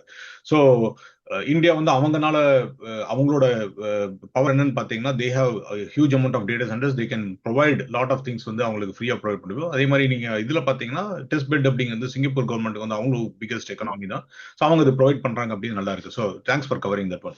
ஸோ அங்கிருந்து கொஞ்சம் டான்ஜென்ஷியல் ஒரு ஷிஃப்டிங் ஆஃப் டாபிக் போகலாம். ஸோ இது வந்து நம்ம இந்த ட்ரேட் ரெஸ்ட்ரிக்ஷன்ஸ் பத்தி. ஸோ பிகாஸ் சமிட் ஏஐல ஆகட்டும் இல்ல நீங்க இந்த எஃப்எஃப்ஐல கூட இந்த ஃபோரத்துல கூட நிறைய பேசிட்டு இருக்கிறது வந்து ட்ரேட் ரெஸ்ட்ரிக்ஷன்ஸ், டெக் ரெஸ்ட்ரிக்ஷன்ஸ் கூட இப்ப சொல்ல ஆரம்பிச்சிடலாம். ஏன்னா இப்போ சமீபத்தில் வந்து டெக் ரெஸ்ட்ரிக்ஷன்ஸ். ஸோ அகெயின் நாங்க யூஎஸ்ல இருக்கிறவங்களுக்கு வந்துட்டு என்னன்னா சின்ஸ் வி ஆர் இந்த ஃபோர் ஃப்ரண்ட் ஆஃப் ஏஐ எங்களுக்கு எந்த ரெஸ்ட்ரிக்ஷனும் இல்லை. இப்போ என்விடியாவோட லேட்டஸ்ட் சிப் வந்துச்சுன்னா அவங்க நேராக கோடவுன்ல இருந்து அவங்களோட மேனுஃபேக்சரிங் ஃபெசிலிட்டி இருந்து நேராக எங்களோட டேட்டா சென்டர் தான் வந்து இறங்கும். Within particular couple of hours we can start using it. அப்படிதான் இன்னைக்கு வரைக்கும் யூஎஸ்ல டெக்னாலஜி இருக்கு. பட் ஆனால் யூஎஸ் மற்ற கண்ட்ரீஸ்க்கு அந்த மாதிரி ஒரு சாத்தியக்கூறு இருக்கான ரொம்ப கம்மி. ஃபார் எக்ஸாம்பிள் வந்துட்டு ஏற்கனவே வந்துட்டு யூஎஸ் வந்து என்விடியாவோட H100 சிப்ஸ் வந்து தடை பண்ணியிருக்காங்க. சைனா மாதிரி சில கண்ட்ரிஸ் தடை பண்ணிருக்காங்க. ஐ திங்க் ஈவன் சிங்கப்பூர் மாதிரி சில கண்ட்ரிஸ்லையும் தடை பண்ணியிருக்காங்கன்னு நினைக்கிறேன். ஸோ அந்த தடையெல்லாம் ஓரளவுக்கு ஒத்துன்னு இருந்தாலும் இப்போ புதுசா என்ன பண்ணிருக்காங்கன்னா இப்போ மித்தோஸ் ஃபேபிள்ல வந்துட்டு அவங்களோட ஃபவுண்டேஷன் மாடல்ஸ், ஃப்ரண்டியர் மாடல்ஸ், இந்த மாடல்ஸ்க்கும் தடை வச்சிருக்காங்க. ஸோ என்னோட கேள்வி என்னன்னா இது வந்து எங்களுக்கு யூஎஸ்ல இருக்கிறவங்களுக்கு ரொம்ப அட்வான்டேஜ் இருக்கும். ஆனா இதை வந்து ஃபார் ஈஸ்ட் கண்ட்ரி எப்படி ஹேண்டில் பண்றாங்க? அதுவும் வந்து சிங்கப்பூர் மாதிரியான ஒரு டெக்னாலஜி ஹப் ஏஐ, அதுவும் நீங்க வந்து ரெண்டுக்கும் ஹைபிரிட், யூஎஸ்க்கும் நல்லவன், சைனாவுக்கும் நல்லவன், இஸ்ரேலுக்கும் நல்லவன் அப்படின்னு ஒரு மிடில் பார்ட் பேசிட்டு இருக்கிற ஒரு கண்ட்ரிக்கு வந்து இது எப்படி எடுத்துக்கிறீங்க? இந்த ட்ரேட் ரெஸ்ட்ரிக்ஷன்ஸ் பத்தி உங்களோட கருத்து என்ன? ட்ரேட் ரெஸ்ட்ரிக்ஷன்ஸ் கண்டிப்பா இம்பாக்ட் பண்ண தான் செய்யும் அதுக்கு. ஏன்னா போன வருஷம் ட்ரம்ப் கவர்மெண்ட் வந்ததுலேருந்தே இந்த பிரச்சனைகள் ஏதோ ஒரு விதத்தில் வந்து அடிச்சுட்டே தான் இருக்கு. ஒரு டேரிஃபா இருக்கட்டும், இதுவா இருக்கட்டும், மற்ற சாங்ஷன்ஸா இருக்கட்டும், ஏதாவது வந்துட்டு இப்போ ரீசெண்டா கூட சிங்கப்பூர் மேல ஒரு 25% எக்ஸ்ட்ரா போட்டாரு. இந்த லேபர் லாக்கு அகேன்ஸ்ட் நாங்க வந்து சிங்கப்பூர்ல வந்து லேபர் யூசேஜ் ரெகுலேஷன்ஸ் வந்து சரியா இல்லை, அதுக்காக ஒரு 25% போடுறோம்லாம் போட்டார் அவரு. ஸோ இது மாதிரி ஏதாவது ஒரு பிரச்சனை வந்துட்டே தான் இருக்கு. இந்த மாதிரி நீங்க யூஎஸ்ல சொல்ற மாதிரி அந்த சப்ளை செயின் இஷ்யூ, அந்த மாதிரி இங்க சப்ளை செயின் இஷ்யூ எப்போ இருந்துட்டே தான் இருக்கும். இந்த இதனால மட்டும் இல்ல, குளோபல் வார்னாலேயோ இல்ல வேற பிசிக்கல் பொலிட்டிக்கல் இஷ்யூஸ்னாலேயோ வந்துட்டே தான் இருக்கும். இது வந்து புதுசா இருக்கு இந்த மாதிரி ஒரு பண்றது. இது எதிர்பார்க்கல யாரும் இந்த மாதிரி ஒரு திடீர்னு ஒரு டெக்னாலஜியை வந்து டேப்பை க்ளோஸ் பண்ணுவாங்க அப்படின்ட்டு. ஸோ ஆமா, அப்போ இந்த மித்தோஸ் வந்து ப்ராஜெக்ட் கிளாஸ்விங் வந்த போதே வந்து எல்லா ப்ராஜெக்ட் கிளாஸ்விங்குள்ள பார்ட்டிசிபேட் பண்ற கம்பெனிஸ் எல்லாமே இந்த 40 கம்பெனியுமே யூஎஸ் கம்பெனிஸா இருந்தது. மற்றவங்களுக்கு வெளியில கொடுக்கல அவங்களுக்கு. ஸோ அப்பவே வந்து இவங்க நினைச்சாங்க சப்போஸ் இது முடிச்சு வெளில வந்துருச்சுனாக்கா நம்மளுக்கு கிடைக்கும் போது ஆல்ரெடி வல்னரபிலிட்டிஸ் யாராவது ஃபைன் பண்ணிட்டாங்கன்னா நம்ம என்ன பண்றது அப்படின்ட்டு. அப்போ இங்கேயே வந்து சிங்கப்பூர் கவர்மெண்ட் எல்லாருமே பேச ஆரம்பிச்சாங்க இதை பத்தி. நம்ம எப்படி இந்தியாவோட நிர்மலா சீதாராமன் பேசினாங்க, எப்படி வந்து பேங்க்ஸ் எல்லாம் இதுக்கு வந்து நம்மளும் போய் அதில் பார்ட்டிசிபேட் பண்ணணும், நம்ம போய் கேட்கணும்னு சொன்னாங்க. ஆர்பிஐ வந்துட்டு மித்தோஸ்ல போயிட்டு அவங்களுக்கும் மித்தோ சக்சஸ் கொடுங்கன்னு கேட்கணும்னு சொல்லிட்டு இருந்தாங்க. பட் அதுக்குள்ள அவங்க க்ளோஸ் பண்ணிட்டாங்க இப்போ. ஸோ இப்போ இது மாதிரி வந்ததுனால சிங்கப்பூர் மாதிரி கண்ட்ரிஸ் எல்லாம் இது ஒரு புதுசா இருக்கு. இன்னும் இது மட்டும் இல்லை, நாளைக்கு இருக்கிற மாடல்ஸ்க்கே அக்சஸ் கொடுக்கலன்னு என்ன பண்றது? நான் இப்போ நாங்கள் வந்து 4.1 4.0 சில பேர் யூஸ் பண்ணிருக்காங்க. இதெல்லாம் அக்டோபர் ரிட்டையர் ஆக போகுதுன்னு அனௌன்ஸ் பண்ணிருக்காங்க. ஸோ இது வந்து டெக்னாலஜி க்ளோஸ் மட்டும் இல்லை, டெக்னாலஜி ரிட்டையர்மெண்ட்டும் நடக்குது. திடீர்னு அவங்க வந்து ஏகப்பட்ட மாடல் அவங்க வந்து மாசம் ஒரு மாடல் ரிலீஸ் பண்ணிட்டே இருக்காங்க. ஸோ பின்னாடி பேக் சப்போர்ட்லாம் ரொம்பலாம் கொடுக்க மாட்டாங்க. So maximum maybe last 3 or 4 model support பண்ணுவாங்க. அதுக்கு பின்னாடி ரிட்டையர்மெண்ட் போயிட்டே இருப்பாங்க அவங்க. ஸோ இவங்கெல்லாம் இப்போதான் வந்து ஒரு யூஸ் கேஸை பண்ணி ஓரளவுக்கு ப்ராம்ப்ட்லாம் ஆப்டிமைஸ் பண்ணி ஒரு அப்ளிகேஷன் கொண்டு வந்தாங்கன்னாக்கா இன்னும் 3 மாசம் ரிட்டையர் ஆக போகுது அப்படின்னா திருப்பி ரிக்ரெஷன் ஆரம்பிக்கணும் அடுத்த மாடலுக்கு போறதுக்கு. இப்படியே இது வந்து ஒரு ரோலிங் மாதிரி பண்ணிட்டே இருக்க முடியாது நம்ம. அந்த டைத்து இந்த மாதிரி டெக்னாலஜி வரும்போது இப்போ நம்ம இதுவெல்லாம் ஒரு வேக்கப் கால் மாதிரி சிங்கப்பூர் மாதிரி கண்ட்ரிஸ் அடுத்து என்ன பண்றது நம்ம. இப்போ நம்மளே ஒரு மாடல் கிரியேட் பண்ண முடியுமா? அது வந்து வேஸ்ட். சிங்கப்பூர் மாதிரி கண்ட்ரிஸ்க்கு ஒரு ஒரு பெரிய மாடல் ஜென்ரேட் பண்ணி அதை ட்ரெயின் பண்ணி வச்சுக்கலாம் வேஸ்ட். பட் ஆனால் இவங்களும் பண்ணிட்டு இருக்காங்க. எந்த அளவுக்குனாக்கா இப்போ சிங்கப்பூர்ல இருக்கிற சிங்கிலீஷ்னு ஒரு ஒரு ஒரு ஸ்லாங் இருக்குங்க. நம்ம எப்படி தங்கிலீஷ் இங்கிலீஷ் இந்தியாவில் சொல்றோமோ அது மாதிரி சிங்கிலீஷ்னு ஒன்று இருக்கு. சிங்கப்பூர்ல சைனீஸ் அண்ட் மலே இங்கிலீஷ் எல்லாம் கலந்து கட்டியா ஒரு லாங்குவேஜ். அது ஒரு லோக்கல் கலோக்கியலா ஒரு டைலக்ட். ஸோ அதுக்கு எப்படி அனௌன்ஸ் அந்த மாதிரி ஒரு ஸ்பீச் டு டெக்ஸ்ட் டு ஸ்பீச்க்கெல்லாம் இவங்க இந்த மாதிரி மாடல் பண்றாங்களே ஒழிய பட் பேஸ் ஃபவுண்டேஷன் மாடல்ஸ்லாம் பண்றது இல்லை. அப்போ நம்ம வந்து என்ன பண்றது? அப்போ வந்து சைனா மாதிரி இடத்துக்கு போயிட்டு நம்ம ஒரு ரிலேஷன் செட் பண்ணி அட்லீஸ்ட் இந்த மாதிரி எல்லாம் நடக்காம ஒரு பெரிய லாங் டேர்ம் கான்ட்ராக்ட்லாம் போட்டுக்கணுமா? இது மாதிரி நம்ம குழாயை மூட மாட்டோம், கொஞ்ச நாளைக்கு அது இருக்கும், உங்களுக்கு 10 வருஷமாவது கிடைக்குங்கிற மாதிரி ஒரு கேரண்டியோட போக முடியுமா? இது மாதிரி வந்து ரிலேஷன்ஷிப் வந்து நெக்ஸ்ட் லெவலுக்கு போயிட்டு இருக்கு இப்போ திங்கிங் ப்ராசஸ். இது மாதிரி வெஸ்ட்ல திடீர் க்ளோஸ் பண்ணிட்டாங்க. இப்போ யூரோப்பும் யூஎஸ்ல இருந்து கொஞ்சம் கொஞ்சமா டீடாங்கிள் ஆகிட்டு வரதுனால யூரோப் சைனா இவங்களோடலாம் நம்ம ஃப்ரெண்ட்ஷிப் வச்சுட்டு வந்தாங்க. அதனால தான் பார்த்தீங்கன்னா இந்த சூப்பர் ஏசமெட் கூட மிஸ்ட்ரலும் வந்தாங்க, அலிபாபாவும் வந்தாங்க. ஸோ இட் வாஸ் லைக் ஒரு ஹர்பிங்கர் மாதிரி நம்ம நடக்க போறதுக்கு வர மாதிரி இருந்தது இது. ஸோ இது மாதிரிலாம் வந்து நம்மளாம் ஒன்னா சேர்ந்துக்கலாம், நம்ம அந்த மாடல் லேட்டா பரவாயில்ல, அதுக்கு ஈக்குவலண்டா நாங்க மாடல் தரோம் அப்படின்னு சொல்லி கொண்டு வரலாம் அவங்கலாம். ஸோ இந்த மாதிரி ஒரு ஒரு இன்னொரு செட் ஆஃப் ஒரு ஒர்க் அரவுண்ட்ஸ் இனிமே வந்து நிறைய வரும். அல்லது லோக்கலா எப்படி இதை செட் பண்ணலான்ற ஒரு திங்கிங் ப்ராசஸ் வரும். பட் அட்லீஸ்ட் வந்து இப்போ அந்த மாதிரி ஒரு சைடில் திங்க் பண்ணாம எல்லாரும் அப்ளிகேஷனே திங்க் பண்ணாங்க. இப்போ இதையும் டேக்கிள் பண்றதுக்கு ஒரு திங்க் டேங்க் வரும். அதுக்கு எப்படி பண்ணலாம்னு. அருமை அருமை. பல கேள்விகளை எழுப்பக்கூடியதா இருக்கு. இருந்தாலும் தினேஷ் அமெரிக்கால இருக்கார். அவரோட நாடு வந்துட்டு F-35 எல்லாம் சிங்கப்பூருக்கு கொடுத்துட்டு இருக்கு. அதையும் ஏமன் போன்ற எதிரி தேசங்களையும் ஒரே தட்டுல வைக்கிறது நியாயமாங்கிற மாதிரி ஒரு அருமையான மனசுக்குள்ள ஒரு வினாவை எழுப்புறீங்க. தினேஷ், நான் கேட்க போறது ஒரு விதமான அரசியல் கேள்வி. ஆனா நீங்க உங்களுக்கு நான் கொடுக்க போற வீட்டு பாடம் இல்ல, நீங்க அரசியல் கலக்காம முழுக்க முழுக்க தொழில்நுட்பம் சார்ந்து அதை பதில் சொல்லணும்.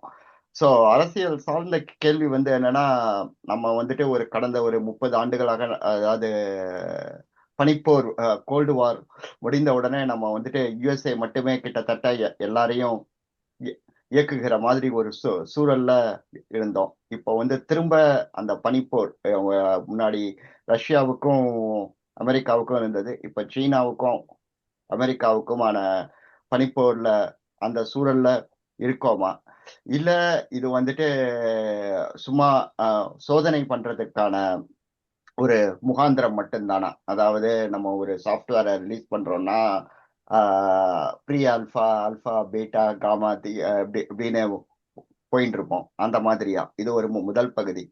இரண்டாவது பகுதி, நீங்க வந்துட்டு அதாவது அமெரிக்கால இருக்கிறவங்களுக்கே இந்த மாதிரி லேட்டஸ்ட் மாடல்ஸோ இந்த இதுவோ சிப்ஸ் வாங்க முடியாது. தனியா போயிட்டு NVIDIAவோட லேட்டஸ்ட் அண்ட் கிரேட்டஸ்ட் ஃபார்மிங்க நம்ம வாங்க முடியாது. வாடகைக்கு தான் எடுக்க முடியும். அதுவே 1 மணி நேரத்துக்கு எடுத்தா கூட கிட்டத்தட்ட ஆயிரக்கணக்கான டாலர்கள் செலவாகக்கூடியதா இருக்கு.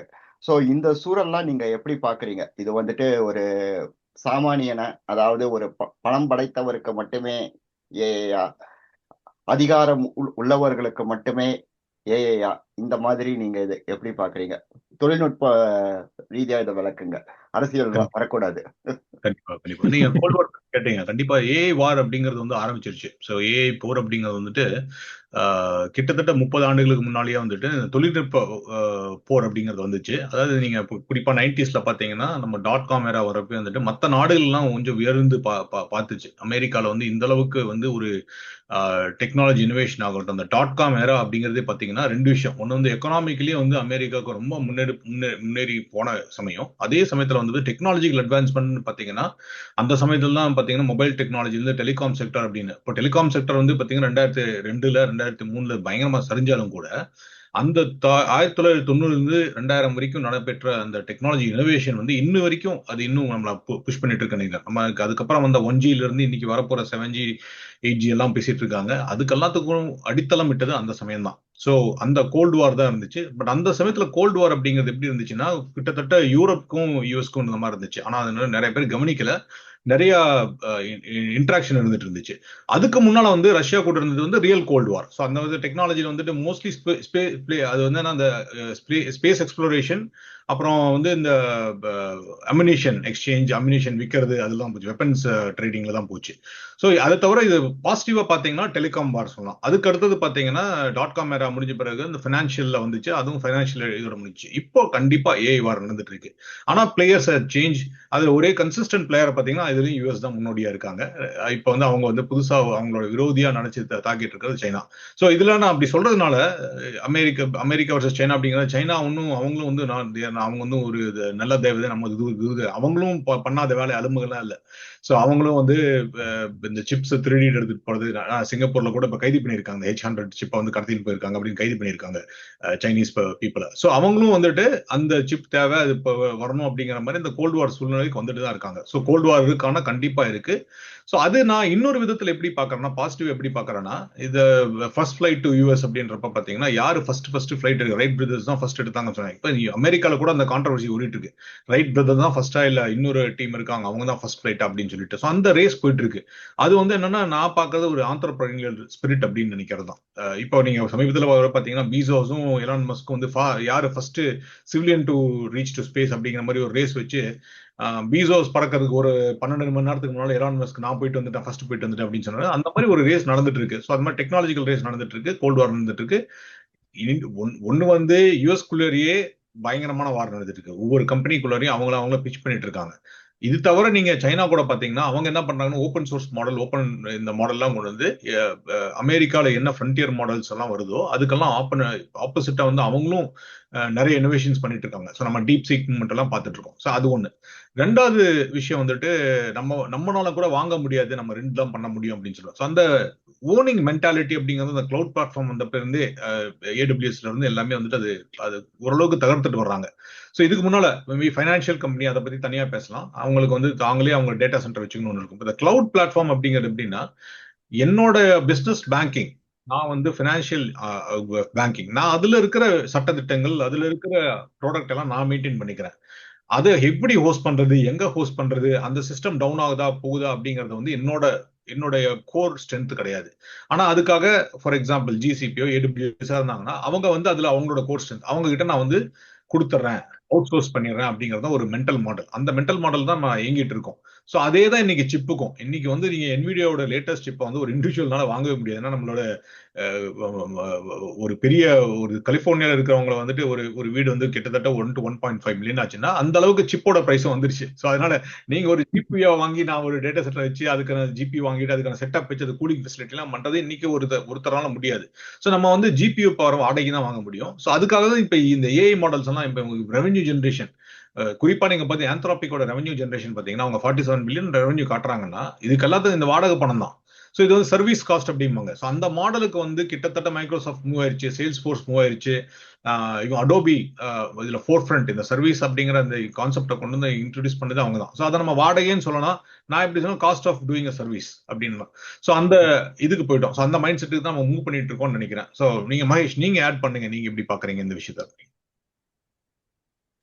இது நம்ம கோல்டு வார்ங்கிறது ஏதாவது நடந்துகிட்டே தான் இருக்கும். நீங்க சொன்ன மாதிரி ஃபர்ஸ்ட் சோவியத் கூட இருந்தது, அதுக்கப்புறம் யூரோப் கூட இருந்தது மேனுஃபேக்சரிங் சைடில். Even in fact Boeing and Airbus உடைய கோல்டு வார் ரொம்ப வருஷமா இருந்தது, யாரு பெரிய ஃபர்ஸ்ட் ரைட் பண்றாங்க அப்படின்ட்டுலாம். இப்போ ரீசெண்டா இப்போ ஏஐ நடந்துட்டு இருக்கு. பட் நாரதர் கழகம் நன்மையில் முடியுங்கிற மாதிரி எப்பவும் யூஎஸ் இன்னோவேஷன் பண்ணிட்டு இருக்கோம், யாருடையாவது கோல்டு வார் இருக்கும். அதனால வந்து இந்த பக்கம் இன்னோவேஷன்ல ஒரு ஃப்ரூவல் இன்னோவேஷன் நடந்துட்டு இருக்கும். ஸோ இந்த பக்கம் ஏதாவது பேலன்ஸ் ஆகும். இது மாதிரி ஆகிட்டே தான் இருக்கும். இதுக்கு ஏஐக்கு அப்புறம் வேற ஏதாவது கூட வரலாம். பட் இன்னைக்கு பார்த்தீங்கன்னா பிசிக்கல் ஏஐ பார்த்தீங்கன்னா சைனா ரொம்ப அட்வான்ஸ்டாக இருக்காங்க. அவங்களுடைய ஹியூமனாய்ட் ரோபாட்ஸ் எல்லாம் வந்து ஆல்மோஸ்ட் பிசிக்ஸோடைய எல்லா லாவையும் நாங்கள் வந்து சால்வ் பண்ணிட்டோம், நாங்கள் ஹியூமனாய்டுன்னு சொல்ற அளவுக்கு இருக்காங்க அவங்க. நாங்கள் குப்பர் அடிச்சு உழுகுது, அது பாட்டு எந்திரத்து அடுத்து டான்ஸ் எல்லாம் ஆடுது, டாய்ச்சியும் நடக்குது, ஜூடோ நடக்குது, பண்ணுது, சிங்க்ரோனைஸ்ட் டான்சிங் எல்லாம் பண்ணுறாங்க ஒரு 10-15 ரோபாட்லாம் சேர்ந்துக்கிட்டு. ஸோ அவங்க வந்து நாங்கள் பிசிக்ஸை நல்லா புரிஞ்சுக்கிட்டோம்னு சொல்றாங்க அவங்க. அது மாதிரி ரஷ்யா வந்து அவங்களுக்கு வந்து லைட் கார்பன் மெட்டீரியல்ஸ் எல்லாம் கொடுத்துட்டு இந்த மெட்டீரியல் சயின்ஸ்ல அவங்க ரொம்ப ஹெல்ப் பண்றாங்க அவங்க. ஸோ இந்த மாதிரி நிறைய ஹெல்ப் இருக்கு அவங்களுக்கு. நீங்க சொன்ன மாதிரி கிளவுட் கூட யூரோப் வந்து இப்ப சாவரின் கிளவுட் கொண்டு வராங்க அவங்க. எதுக்கு வந்து நம்ம, ஏன்னா இப்ப கிளவுடும் பாத்தீங்கன்னா திருப்பி எல்லாமே யூஎஸ்ல தான். 3 பெரிய ப்ரொவைடர்ஸ் அங்கதான் இருக்காங்க. அசூர், AWS, GCP 3 பேரும் அங்கதான் இருக்காங்க.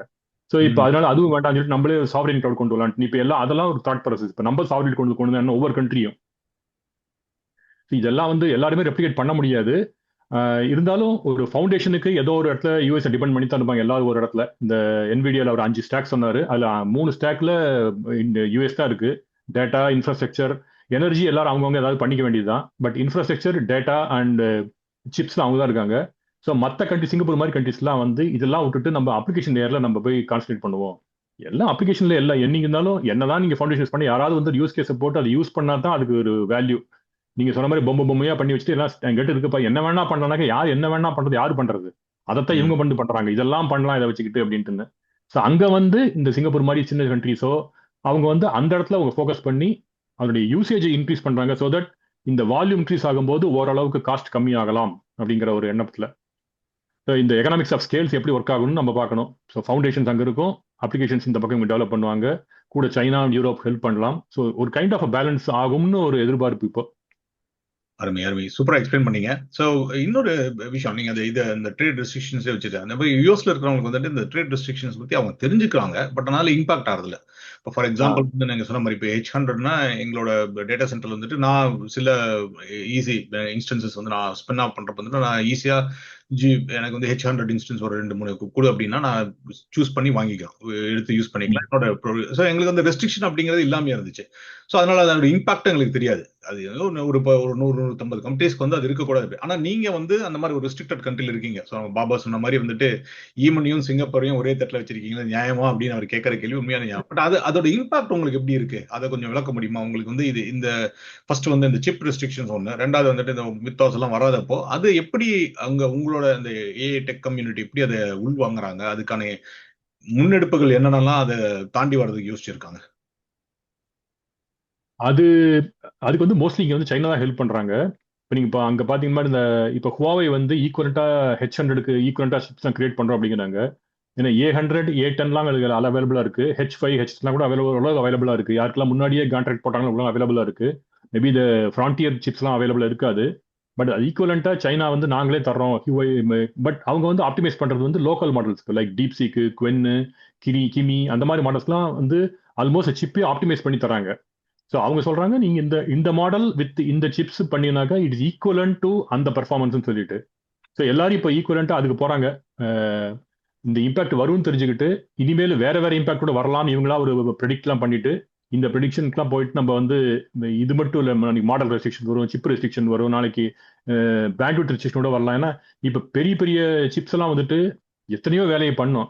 பட் சிங்கப்பூர்ல இருந்துட்டோ ஒரு வியட்நாம் இருந்துட்டோ கம்பெனி இருந்துட்டோ இப்போ யூஎஸ்க்கு இப்போ அந்த யூஎஸ்ல ஹோஸ்ட் பண்றாங்கன்னாக்கா அந்த நெட்வொர்க் உடைய இன்ஃப்ராஸ்ட்ரக்சருடைய ஸ்பீடு தான் அதனுடைய மேக்ஸிமம். அதுக்கு மேல பண்ண முடியாது அவங்க என்னதான் சிப் எவ்வளவுதான் பெரிய வேலை வேணாலும். ஸோ இப்போ நெட்வொர்க் எல்லாம் இன்க்ரீஸ் ஆகும், அதனுடைய பேண்ட்வித் இன்க்ரீஸ் ஆகும். அதை எப்படி பண்ணலாம்னு பார்த்துட்டு இருக்காங்க. High speed networking, flash networking எல்லாம் பண்ணிட்டு இருக்காங்க. ஸோ டெக்னாலஜி இந்த பக்கமும் க்ரோ ஆகுது. ஸோ இந்த நெட்வொர்க்கிங் பண்ணாங்கன்னாக்கா வித் நெட்வொர்க்கிங் இட் செல்ஃப் அந்த சிப்புடைய பெர்ஃபார்மன்ஸையும் பண்ண முடியும்னாக்கா இந்த மாதிரி வேற விதத்துல எல்லாம் இனோவேஷன் நடந்துட்டு இருக்கு. ஸோ இந்த இம்பாக்ட் வரும்னு தெரியும், அதனால எல்லாரும் இம்பாக்ட் ரெடியா இருக்காங்க. இனிமேல் ரொம்ப வந்து அந்த பக்கம் போக வேண்டாம், நம்மளாவே எதாவது பண்ண முடியும் ஃபர்ஸ்ட் பார்க்கலாம், இருக்கிறத வச்சுட்டு எப்படி கட்டும் செட்டுமா குடுத்து நடத்தலாம்னு பார்த்துட்டு இருக்காங்க எல்லாரும். அருமையா சொன்னீங்க. சரி, இந்த சோவர்னிட்டி அப்படின்னு சொல்லி பேசிட்டு இருந்தோம், அதாவது தற்சார்பு அப்படின்னு சொல்லிட்டு இந்தியாவில ரொம்ப நாளா பேசியிருக்காங்க. ஈஸ்டர்ன் பிலாசபியும் ஓரளவுக்கு அப்படிதான் இருந்துச்சு. அது கொஞ்சம் மாறிச்சு. இந்த ஓல்டு பிளாட்லாம் அந்த பிறகு எல்லாருமே எல்லாருக்கும் சமம் அப்படிங்கிற மாதிரி இருந்துச்சு. திருப்பி வந்து நம்ம அந்த சோவர்னிட்டி அதுக்குள்ள போறோம், அதை லீட் பண்ணுது அப்படிங்கிறத பத்தி கிளீனா சொல்லியிருந்தீங்க. So with that I think very interesting டாபிக்ஸ்லாம் இது பண்ணோம். நான் சும்மா ஒரு சம்மரைசேஷனுக்காக சொல்லிட்டு then I give you chance Mahesh, you want to add anything. So நீங்க வந்து நம்ம ஃபர்ஸ்ட் வந்து நம்ம சூப்பர் ஏஐ சம்மிட் பத்தி பேசணும் சிங்கப்பூர்ல. ஸோ ஏன் அது முக்கியத்துவம் வாய்ந்தது, ஏன் வந்து சிங்கப்பூர் மாதிரி ஒரு நாட்டில் அது நடக்கிறது முக்கியத்துவம் வாய்ந்தது பத்தி பேசணும். அங்க நடந்த சில இந்த பிசிக்கல் ஏஐ பத்தியான விஷயங்கள் எல்லாம் ஏன் அது முக்கியம், அதுக்கு அடுத்த கட்டத்துக்கு எப்படி போயிட்டு இருக்கு அப்படிங்கிறத பத்தி பேசணும். ஸோ அங்க வந்து future of financial institute, monetary authority of Singapore தொடங்கி அந்த இனிஷியேட்டிவ் பத்தி பேசினோம். ஸோ அது வந்து ஒரு ப்ராக்டிக்கல் யூஸ் கேஸா எப்படி இம்ப்ளிமெண்ட் பண்றாங்க, அதாவது இன்னைக்கு பொம்மை அப்ளிகேஷன்ஸ், பொம்மை ப்ராடக்ட்ஸ் எல்லாம் பில்ட் பண்றதை தவிர ப்ரோட்டோடைப்ஸ் எல்லாம் தாண்டி எப்படி ப்ரொடக்ஷனைஸ் பண்ண போறோம், எப்படி என்டர்பிரைஸ் இதுக்கு வர போறோம் அப்படிங்கிறதுக்கான ஒரு முன்னெடுப்பா அதை பார்க்கறேன். அது தவிர முக்கியமான விஷயம் நம்ம அதுல பேசிட்டு வந்தது ஸ்டாண்டர்டைசேஷன் ஆஃப் டெக்னாலஜி. அதுல வந்து சிங்கப்பூரோட பங்கு என்ன, சிங்கப்பூர் மாதிரி நாடு ஏன் அதுல பங்கு எடுக்கணும், முன்னெடுக்கணும் அப்படின்றத பத்தி பேசணும். மூணாவது வந்து trade restrictions, tech restrictions, innovative restrictions அப்படின்னு சொல்லிட்டு அதுல வந்து யூஎஸ்க்கு ஒரு விதமான அட்வான்டேஜ் இருக்கு. ஏன்னா இன்னைக்கு அவங்க தான் லீடிங். மற்ற கண்ட்ரீஸ்க்கு அந்த அட்வான்டேஜ் இல்லை, ஏன்னா அவங்க வந்து ரிசீவிங் எண்ட்ல இருக்கிறதுனால. அது ஸோ அதோட இம்பாக்ட் வந்து எங்களுக்கு தெரியாதனால உங்களுக்கு சிங்கப்பூர் மாதிரி நாடுல இருக்கிறவங்களுக்கு வந்துட்டு எப்படி நீங்க சைனாவோட ரிலேயண்டா இருக்கீங்க, அதையும் தாண்டி எப்படி உங்களோட சிந்தனை போக்கு மாறி இருக்கு அப்படிங்கறத எக்ஸ்பிளைன் பண்ணீங்க. அதாவது ஒரு கண்ட்ரி நம்ம சார்ந்து இருக்க தேவையில்லை, சுயசார்பா இருக்கணும் அப்படிங்கிற மாதிரி ஒரு ஒரு கொள்கையை முன் வச்சீங்க. ஸோ அதை பத்தி பேசணும். ஸோ எனக்கு பொறுத்தவரை ரொம்ப இன்ட்ரெஸ்டிங்கான டாபிக்ஸ் வந்து முக்கியமான டாபிக்ஸா இருக்கு. ஸோ வழக்கமா நம்ம வந்து ஏஐல இதுதான் நியூஸ் அப்படிங்கறதுல பேசாம ஒரு முக்கியமான டாபிக் எடுத்துட்டு அதுல வந்து ஒரு தாட் லீடர்ஷிப் அளவுக்கு பேசியிருக்கோம் அப்படின்னு தான் நான் நினைக்கிறேன். So for that very thank you very much Mahesh for bringing this perspective. But before we close out, உங்களோட ஃபைனல் தாட்ஸ் சொல்லுங்க. சார் இந்த மாதிரி சொல்றது நம்ம முன்னாடி இல்லை டிஸ்கஷன்ல பார்த்துருக்கோம். நம்ம வந்து கூகுள் போன வாரம் ஒரு கீனோட அட்ரஸ் ஒரு கான்ஃபரன்ஸ் நடந்தது, ஏடபிள்யூஎஸ் கான்ஃபரன்ஸ் நடந்தது, இதெல்லாம் அனௌன்ஸ் பண்ணாங்கன்னு கேட்கும்போது இது என்னைக்கு வந்து நம்மளுக்குலாம் வரும் அப்படின்னு ஒரு தாட் வரும். இன்னைக்கு மார்ச்ல அனௌன்ஸ் பண்ணிக்காங்க, இது சிங்கப்பூருக்கு வந்து சேரும்போது அக்டோபர்ல வருமா நவம்பர்ல வருமா அப்படின்ட்டு. பட் ஆனா இந்த மாதிரி ஒரு நடுவுல திடீர்னு ஒரு ஷாக் ட்ரீட்மெண்ட்லாம் கொடுக்கும்போது ஓகே இது வந்தாலும் வராட்டாலும் இது வராம எப்படி என்ன பண்ண முடியும் நம்ம அப்படிங்கிற ஒரு திங்கிங் எல்லாம் வந்து மக்களுக்கு ஒரு வந்த ஆரம்பிச்சிருக்கு. இதை பத்தி நிறைய பேச ஆரம்பிச்சிருக்காங்க. நிறைய ஒவ்வொரு ஃபோர்ஸ்லயும் இது மாதிரி ஒரு ஃபோக்கஸ்ட் டிஸ்கஷன் நடக்குது. ஏன்னா மானிட்டரி அத்தாரிட்டி ஆஃப் சிங்கப்பூர் லெவல்ல வந்து இதெல்லாம் வந்து ஒரு மெயின் பாயிண்டா எடுத்து பேசுறாங்க. அவங்க நாளைக்கு வந்து பேங்க் வந்து ஒரு மாடல்ல மாத்துறாங்க, ரிட்டையர் பண்றாங்க, நாளைக்கு உங்க அக்சஸ் இருக்கானாக்கா என்ன பண்ணுவீங்க நீங்க, அடுத்து என்ன பண்ணலாம் நம்மன்ட்டு ஒரு கூட்டு டிஸ்கஷன் நடக்குது. மற்ற கண்ட்ரீஸோட எல்லாம் பார்ட்னர்ஷிப் இந்த டிஸ்கஷன்ல போகுது. அவங்களுடைய ஆல்ரெடி இருக்கிற டிப்ளமேட்டிக் சேனல்ஸ் எல்லாம் வந்து லிவரேஜ் பண்ண ஆரம்பிக்கிறாங்க. ஸோ ரொம்ப இன்ட்ரெஸ்டிங்கா இருக்க போகுது next coming years. Super super super. Baba, நீங்க ஃபைனல் வேர்ட்ஸ்? நோ தேங்க்யூ ரெண்டு பேருக்கும். நம்ம தொடர்ச்சியா இந்த மாதிரி பல்வேறு நாடுகள்ல இருந்து நீங்க சொன்ன மாதிரி கூட்டிட்டு வரணும். நீங்க சொன்னதுக்கு அப்புறம் தான் ஆஸ்திரேலியான்னு ஒரு நாடு இருக்கு, அங்கேயும் அதுவும் ஏல ஆரம்பிக்குது, ஏஐயும் ஏல ஆரம்பிக்குதுன்னு தெரிஞ்சது. பட் பண்ணுவோம், நிச்சயமா பண்ணுவோம். அருமை அருமை. ஆமா, பாபா தான் இந்த டாபிக் வந்து அவர் தான் ஃபர்ஸ்ட் முன்னெடுத்துட்டு வந்தாரு. நம்ம வந்து மகேஷ் பண்ணணும்னு சொல்லிட்டு. So thank you for every thing. அதே மாதிரி வாசகர்களுக்கு வந்துட்டு இந்த மாதிரி வித்தியாசமான டாபிக்கா வந்துட்டு ரெகுலர் நியூஸ் ஐட்டமா இல்லாம எதெல்லாம் முடியுமோ கவர் பண்ணோம். எந்த அளவுக்குலாம் இம்ப்ரூவ் பண்ணிக்கலாம்னு சொல்லி இதெல்லாமே வந்துட்டு நாங்களும் கத்துக்கிறது தான், நீங்களும் கத்துக்கணுங்கிற ஒரு ஆவல் தான். உங்களுடைய கருத்துக்களை கண்டிப்பா சொல்லுங்க. கண்டிப்பா உங்களோட கமெண்ட்ஸ் கொடுங்க, லைக் பண்ணுங்க, ஷேர் பண்ணுங்க. அதாவது ஏதாச்சும் உங்களுக்கு பிடிக்கலன்னா இல்ல ஏதாச்சும் ஒன்று இருந்துச்சுன்னா அதையும் தெரிவிங்க. ஸோ அந்த மாதிரி எல்லாம் இருந்துச்சுன்னா it will help us improve and we will grow together அப்படிங்கிறது தான். So that's it. தேங்க்யூ. மீண்டும் அடுத்த எபிசோட்ல திஸ் வீக்ல சந்திக்கலாம். அது வரைக்கும் நன்றி. நன்றி Dinesh, Bala. Have a happy weekend. நன்றி நன்றி நன்றி.